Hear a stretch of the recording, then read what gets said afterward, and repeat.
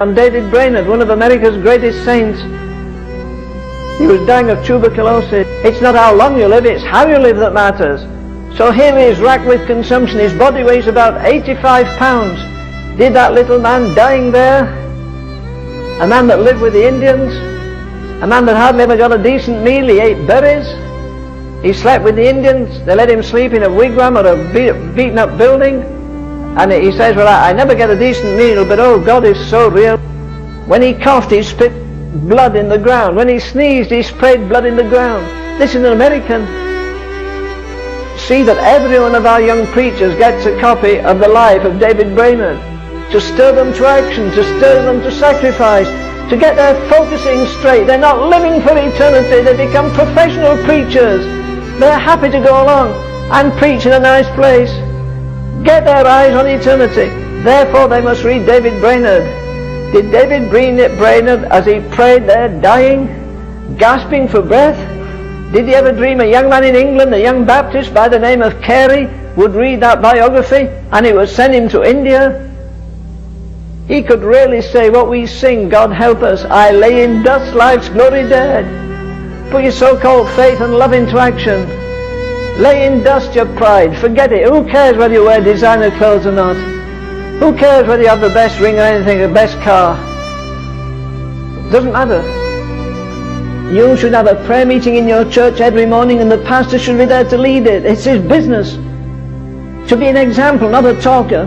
If you don't have a praying pastor, forget it. When I pastored a church in England in my 20s, that was in 1934, we had 7 prayer meetings a week. We had a half night of prayer Saturday night. Do you wonder people lined up outside the church to get a seat? Do you wonder the glory of the Lord filled the place? Do you wonder we never had a sports program in any period at all? We had throngs of young people, dozens of them in about 5 different parties went out to our street meetings. I didn't have to urge them and whip them, they caught a light, they were ablaze. No church is going to have revival with a prayer meeting one morning a week or one night a week. This is the time for blood, sweat and tears. If fellows can lose all their rights and go up to, what do you call it, West Point, listen, if they can do it, dear God, can't we do it? What are you shrugging up in that little church for? Because it never hurt you to go. Because nobody fasts, nobody prays, nobody weeps. Your preacher's dry-eyed, he talks. How in God's name do they do it? I don't know. Why do you weep while other people are laughing? Why do you fast while other people are having a whale of a time? It's stupid, it is. Except in the light of eternity, it isn't. You see, you have to account for your time. So here you've got 3. You live 24 hours a day. You work 8 hours a day. You sleep 8 hours a day. What do you do with the other 8? Put that into years. You live 60 years. You sleep 20 years. You work 20 years. What do you do with the other 20?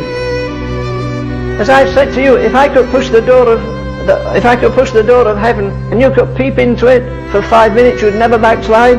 You'd change your lifestyle. You'd change your conversation style. Listen, you and I are supposed to be eternity conscious. How can you go to a fashionable church where nobody weeps? All this has got to end. Can you imagine in eternity? It will not make much difference, friend, 100 years from now, if you live in a stately mansion or a floating river scow, if the clothes you wear are tailor-made or just pieced together somehow, if you eat big steaks or beans and cake 100 years from now.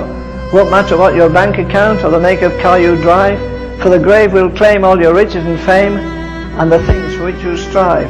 There's a deadline that we all must meet. No one will show up late.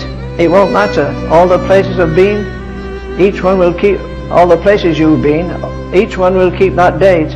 We will only have in eternity what we gave away on earth. When we go to the grave, we can only save the things of eternal worth.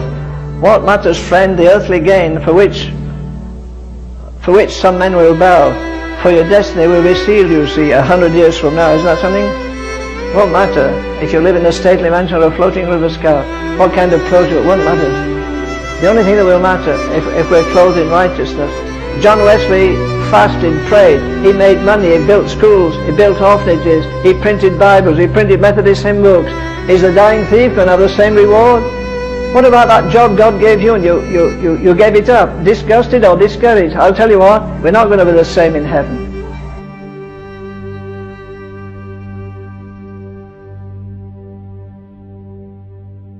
They, not one, they were stoned, they were sawn asunder. According to tradition, Isaiah was hung this way with his feet strapped up there and sawn down the middle, not with an electric saw and get it over, with a wooden saw. He was sawn in pieces. They were stoned. How long did it take them to die? They were sawn asunder. They were destitute, and that means they were totally void. They had no clothes except rags. They had no food except scraps. Do you know all these guys have gone down the drain? Do you know why? Let me tell you how to backslide. Why they backslide? They all backslide in the place of prayer. And because they're cold there, in the place of prayer, because they're failing in the place of prayer, they lose the presence of God. It's time for you to tighten up your prayer life.